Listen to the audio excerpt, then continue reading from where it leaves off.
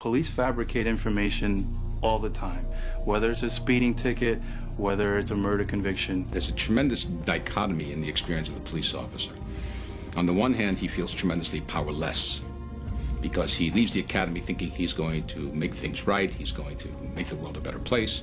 And if he goes to a high-crime neighborhood where he's hated, he recognizes very early that there's very little he can do. A lot of the people that I worked with were on the take. These people who pay the cop are paying him because they recognize his power over them. It's the recognition of one's power that these little people are giving me gifts because they recognize that I'm a big person. You're talking literally hundreds of thousands of dollars, probably the potential of millions of dollars. And we were another arm of organized crime. We were the ones out there either collecting debt or taking bribes or twisting arms. You're carrying a gun right now, aren't you? I always carry one. Can I see it? This man says he became active with the gang Black Disciples at 9 years old. Yeah, I started selling drugs when I was 11. These young men from Chicago's troubled West Side got folded into gang life as preteens for safety, for family structure. I kind of started running with a gang or being affiliated with a gang just for protection. Like, these my friends, we got to go to school, so we got each other back on the way to school. We got each other back from school, and sometimes that meant carrying a gun. In a world where ruthlessness translates into respect, the shootings are part of an endless cycle of vendettas. The original motivator can be drugs, turf, or a perceived act of disrespect. If I lived by this gun and I was living by these drugs, this product that I'm selling, that I'm pushing in this neighborhood, and just putting food on my table and food inside my kids' mouths and keeping the roof over their head, then I'm not going to put it down. You telling me to put it down with no way out. Sam Clark joined the Newark police force and rapidly rose to the rank of lieutenant. One day, he happened upon a situation in which officers were arresting two teens who had been fighting in the street. I was working gang intelligence. When I tried to break up a fight, I saw that the two boys grabbed each other by the collar. It's not your fault. It's not your fault. It's not your fault. That's all they did. No punches were thrown or anything. Clark thought it was his duty to intercede. Try it. My intention was to simply come in between them. And when I tried to break that up, another officer grabbed me from behind. The individual was choking me, very aggressively. I saw the patch. I couldn't believe it. Why is this guy choking me? And at one point, I was actually going to take out my gun and shoot him because I felt that I was going to die. There is the cultural imperative in police work, which is you don't rat. If you want to keep your membership in the police fraternity, you do not give up a police officer who is breaking the rules to the police department. You don't become a traitor to your group. Surprisingly, for investigating the man who had almost killed him, Clark was given 100 days without pay. What are they serious about? Are they serious about stopping corruption? Or are they serious about stopping people who expose corruption? Police officers that hit people know full well doing so that any of the other cops are not going to tell on them. The blue wall of silence is something that's not spoken of. You don't need to speak of it. Could be a situation where something went wrong and it's not in an officer's favor.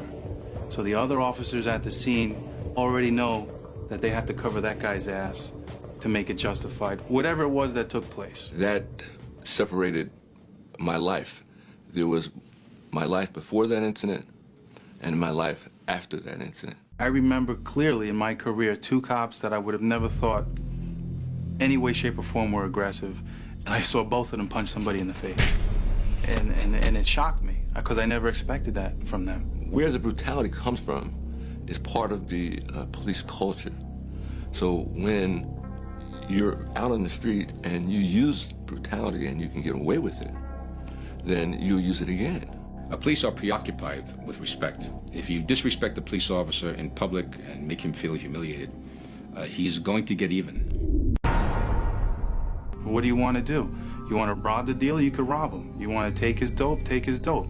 You want the money? Take the money. Whatever it is, it's a free-for-all. They asked him, weren't you afraid while you were doing these bad things? And he said, afraid of who?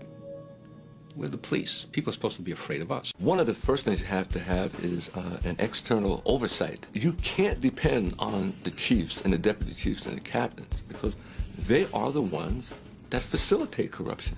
The good cops are afraid of the bad cops. What do you want to talk about? What's your problem? What do you want to talk about? What's your problem? What do you want to talk about? I want to know what your problem is. What do you want to talk about? I want to talk about what your problem is. Talk about. You want to punch me? You want to punch me? Yeah, you bumped. Are you stepping up on me? You stepped up on me. You bumped me. Now. My camera Move shows it back perfectly. Now. My camera shows it perfectly. Move away from me now. You're the one that came up to me. Move away from me now. Hey, you better pull your officer off of me. Move away from me now. I didn't move away from you. Move away. I did move Back away up. from you. Back up. I don't have to back up. Back up. What are you gonna do? Hit me? Back up. You wanna hit me? That's what I thought. Yet big government is so afraid of people recording the police, it tries to ban the practice. Keep moving. This is public property, sir. I'm not allowed on public property. You're not allowed near that door. We don't want to fight to start. You look like you want to start a fight. Sir, as long as I've been known, nobody's ever known me to fight anybody. And you people know me. Except you hear the impression that you wanted to start a fight. Start a fight? Yes. Because I stood up for my rights? Because I stood up for my rights, I want to fight? Is that what you just told me? That when Americans make a stand for their rights, they want to fight? Well, today they don't shoot you like we used to. This is America. And that's the thin blue line everybody's talking about. That's the cover-ups they're always talking about. A debate over the thin blue line flag and its meaning has become a hot-button issue in the city of Middletown. It all started with a petition calling for the city to remove the flag that was flying outside of the Middletown Police Department, stating that the flag was being used by white supremacist groups.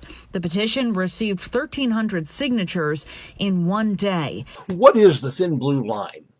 Is it just support for law enforcement, or is there a hidden meaning that every police officer knows?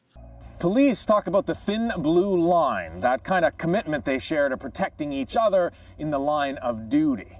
But if a cop crosses that line by reporting a corrupt officer, that camaraderie vanishes. In fact, cross that line, and like Shannon Spaulding, you may just find a target on your back.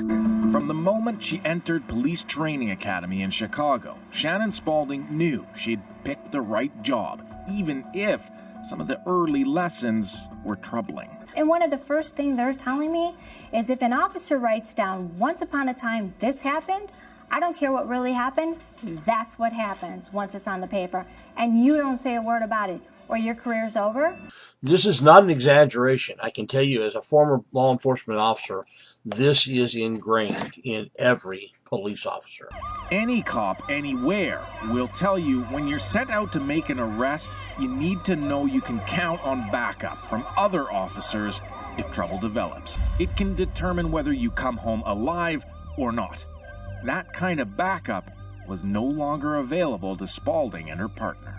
The many officers investigated, only 2 were charged, Sergeant Ronald Watts and his second-in-command, Khalid Muhammad. In the end, they were sentenced to less than 2 years. It was a very large investigation. It should have had at least a dozen individuals within the department go to jail for approximately 30 years. And I say to the chief, why can't you go after these individuals?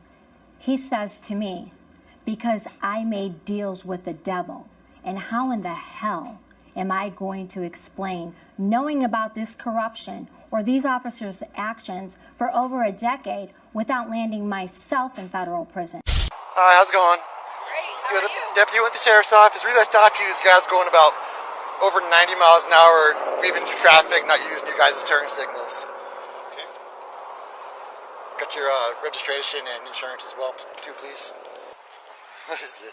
Your, He's the colonel, he runs TPS. Oh! Appreciate your time, it's a pleasure meeting you. Alright, you guys drive safe, okay? Thank you. You know, it's common knowledge that, as a member of the Thin Blue Line, you receive some professional courtesy occasionally. What's funny is when you get to watch some officers who are used to receiving that professional courtesy suddenly cut off because video. So per policy, we have to put your handcuffs around the vehicle doing the So I'm trying to understand is why you think I'm OVI. I stopped you. I could smell the odor of alcohol coming off your breath. Okay. Your words are slurred. Your eyes are bloodshot and glassy. Slurred? Yes. I'm slurred? Yes. Just put me in the fucking handcuffs. Just fucking... Yeah, I know. All right. Can I know, all right? I can call somebody. Either get one of your brothers from the department. Anyone. Anyone. So I don't have anybody. Okay. No. I cannot let someone go drunk and sleep it off. That's all I ask.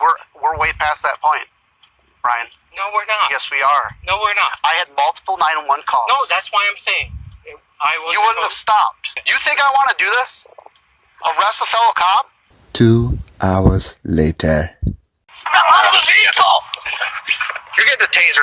Back up. No. Taser right now if you don't get out. Go to the front of my car. Alright, so let's make a deal. Okay? What kind of deal do you want to make? A cop to a cop? That's what the deal's about. A cop to a cop? Why are you putting me in that situation? Why are you putting me in that situation? I didn't drink. Okay, that's fine. I didn't drive drunk. Okay. I had a lot going on in my life, and I said... We all have a lot going on in our lives. 2 Dallas County Sheriff's deputies were arrested in a looting investigation at the tornado-damaged Home Depot in North Dallas. Deputies Joseph Bobadilla and Rebecca Evans are charged with felony theft of property. Bobadilla was supposed to be protecting the store, working off-duty security. One after another, Dallas County Sheriff's deputies hauled out boxes of large appliances from Deputy Joseph Bobadilla's home in Garland. The Sheriff's Department later confirmed the arrest of a second deputy, Rebecca Evans, on the same felony theft charge. Violating people's rights and taking money from them, or even worse, arresting them and depriving them of their freedom when they are exercising their constitutional rights. Fourth Amendment violations, illegal traffic stops to check for papers. What are you, the Gestapo? Is this 1930s Nazi Germany? Our power that we hold as law enforcement officers, it's nothing more than a facade. It's a badge and a gun. I'm telling you what, the American people, they are going to fight 10 times harder for their freedom on their soil than anything you've ever seen before. And if that's something you're willing to face, then keep trampling on people's rights. But I promise you, the American spirit of defiance is going to rise again, and it's going to be a big problem for our country.